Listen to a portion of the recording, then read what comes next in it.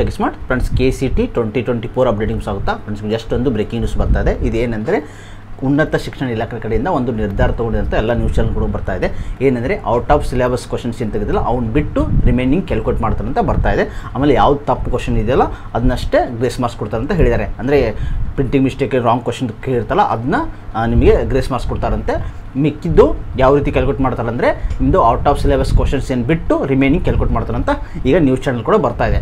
Okay, ಇದು ಎಷ್ಟೆಷ್ಟಿದೆ ಅಂತ ಹೇಳ್ತೀನಿ ನಿಮಗೆ. ಫಿಸಿಕ್ಸಲ್ಲಿ 9 ಔಟ್ ಆಫ್ ಸಿಲೆಬಸ್ ಕ್ವಶನ್ಸ್ ಇದೆ. ಅದೇ ರೀತಿ ಕೆಮಿಸ್ಟ್ರಿಯಲ್ಲಿ 15, ಜೀವಶಾಸ್ತ್ರ ಅಂದರೆ ಬಯಾಲಜಿಯಲ್ಲಿ 11, ಆಮೇಲೆ ಮ್ಯಾಥ್ಸಲ್ಲಿ 15 out of syllabus questions. So ಇವನ್ನ ಬಿಟ್ಟು ಇವಾಗ ಕ್ಯಾಲ್ಕುಲೇಟ್ ಮಾಡ್ತಿದ್ದಾರೆ. ಫಾರ್ ಎಕ್ಸಾಂಪಲ್ ನಿಮಗೆ 60ಯಲ್ಲಿ ಈಗ 15 ಬಿಟ್ಟರೆ ಇನ್ನು 45 ನಿಮ್ಗೆ ಎಷ್ಟು ಕರೆಕ್ಟ್ ಇದೆಯಲ್ಲ ಔಟ್ ಆಫ್ ಸಿಲೆಬಸ್ ಕ್ವಶನ್ಸ್ ಯಾವಲ್ಲ ಅವನ್ನೆಲ್ಲ ಬಿಟ್ಟು 45 ಎಷ್ಟಿದೆಯಲ್ಲ ಅದನ್ನ ಕನ್ಸಿಡರ್ ಮಾಡಿಕೊಂಡು ರ್ಯಾಂಕ್ನ ಕನ್ಸಿಡರ್ ಮಾಡ್ತಾರಂತ ಹೇಳ್ತಾ ಇದ್ದಾರೆ.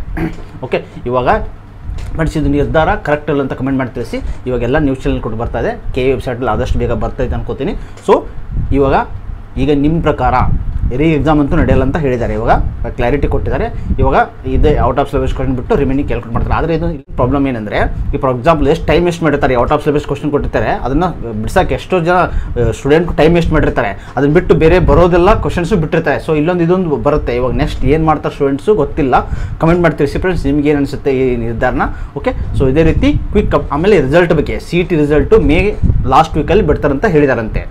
ಅದು ಕೂಡ ನ್ಯೂಸ್ ಚಾನಲ್ ಕೂಡ ಬರ್ತಾ ಇದೆ. ಮೇ ಲಾಸ್ಟ್ ವೀಕಲ್ಲಿ ನಿಮ್ಮ CET ರಿಸಲ್ಟ್ ಬರುತ್ತಂತ ಹೇಳಿದ್ದಾರೆ. ಸೊ ಇದೇ ರೀತಿ ಅಪ್ಡೇಟ್ಗಾಗಿ ನಮ್ಮ ಚಾನಲ್ ಸಬ್ಸ್ಕ್ರೈಬ್ ಮಾಡ್ಕೊಳ್ಳಿ. Thanks for watching us. Please subscribe, like and share.